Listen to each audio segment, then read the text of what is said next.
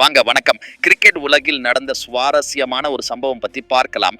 இங்கிலாந்துக்கு எதிரான 5வது டெஸ்ட் போட்டியின் போது ஓவல் மைதானத்தின் பொறுப்பாளர் லீ ஃபோர்டிஸ் ஒரு பேட்டியில நான் வில்லன் அல்ல, என்னை வில்லனாக்கி விட்டார்கள் என்று சொல்லியிருக்கிறார்.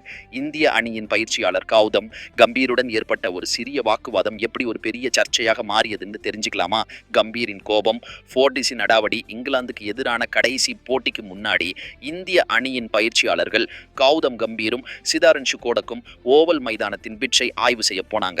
அப்போ அங்கிருந்த லீ ஃபோர்டிஸ் பிட்சிலிருந்து 2.5 மீட்டர் தள்ளி நில்லுங்கன்னு சொல்லியிருக்கார்.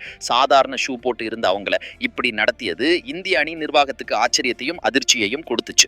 இது போதாதுன்னு இந்திய அணியின் உதவியாளர் ஒருத்தர் ஒரு ஐஸ் பாக்ஸை மைதானத்துக்கு பக்கத்துல கொண்டு வந்தப்போ ஃபோர்டிஸ் அவரை பார்த்து கோபமா கத்துனதா சொல்லப்படுது. இதை பார்த்துட்டு கோபமடைஞ்ச கம்பீர் நேரடியாக ஃபோர்டிஸிடம் போய், எங்களுக்கு என்ன செய்யணும்னு நீங்க சொல்ல தேவையில்லை, உங்களுக்கு அந்த உரிமை இல்லை, நீங்க ஒரு பிட்ச் கியூரேட்டர், அதுக்கு மேல எதுவும் இல்லை அப்படின்னு ஆவேசமா பேசியிருக்கார். இந்த வாக்குவாதம் வீடியோவாகி சமூக வலைத்தளங்கள்ல தீயா பரவுச்சு.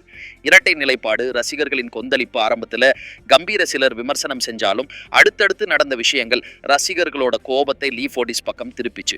இந்திய அணிக்கு கட்டுப்பாடு விதித்த அதே லீ ஃபோர்டிஸ் இங்கிலாந்து பயிற்சியாளர் பிரண்டன் மெக்கல்லம் மற்றும் கேப்டன் பென் ஸ்டோக்ஸ் ஆகியோருடன் பிட்சுக்கு பக்கத்தில் நின்று பேசின போட்டோக்கள் வெளியாச்சு.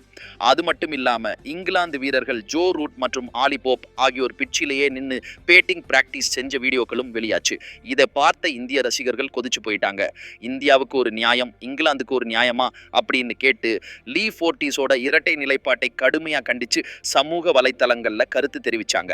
இது விருந்தினர் அணியை அவமதிக்கிற செயல் அப்படின்றும் பலரும் பேசினாங்க. இந்திய வீரர்களின் ஆதரவு. இந்த சர்ச்சை பற்றி பேசிய இந்திய அணி captain Shubman Gill, pitch curator ஏன் இப்படி பெண்டார்னு தெரியல, இது தேவையே இல்லாத ஒரு விஷயம். ஒரு பயிற்சியாளருக்கும் கேப்டனுக்கும் பிட்சை அருகில் போய் பார்க்க உரிமை உண்டு. இதுக்கு முந்தைய 4 போட்டிகளில் இந்த மாதிரி எந்த தடையும் விதிக்கப்படலைன்னு சொல்லி கம்பீருக்கு ஆதரவாக பேசினார். முடிவில் வில்லன் ஹீரோவான கதை. இவ்வளவு சர்ச்சைகளுக்கும் நடுவில் நடந்த அந்த 5வது டெஸ்ட் போட்டி இந்தியாவுக்கு அபாரமான வெற்றியை கொடுத்துச்சு.